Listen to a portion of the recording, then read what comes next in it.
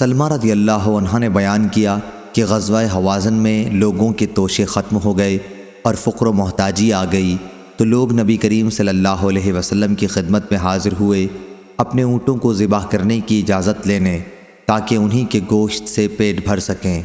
آپ نے انہیں اجازت دے دی۔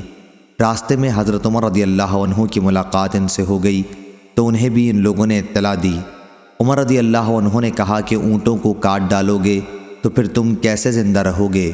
چنانچہ آپ رسول اللہ صلی اللہ علیہ وسلم کی خدمت میں حاضر ہوئے اور کہا، یا رسول اللہ صلی اللہ علیہ وسلم، اگر انہوں نے اونٹ بھی ذبح کر لیے تو پھر یہ لوگ کیسے زندہ رہیں گے؟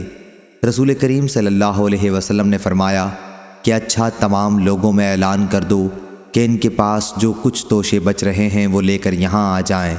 اس کے لیے ایک چمڑے کا دسترخوان بچھا دیا گیا اور لوگوں نے توشے اسی دسترخوان پر رکھ دیے۔ اس کے بعد رسول کریم صلی اللہ علیہ وسلم اٹھے اور اس میں برکت کی دعا فرمائی۔ اب آپ صلی اللہ علیہ وسلم نے پھر سب لوگوں کو اپنے اپنے برتنوں کے ساتھ بلایا اور سب نے دونوں ہاتھوں سے توشے اپنے برتنوں میں بھر لیے۔ جب سب لوگ بھر چکے تو رسول اللہ صلی اللہ علیہ وسلم نے فرمایا، میں گواہی دیتا ہوں کہ اللہ کے سوا کوئی معبود نہیں، اور یہ کہ میں اللہ کا سچا رسول ہوں۔ صحیح بخاری حدیث نمبر 2484۔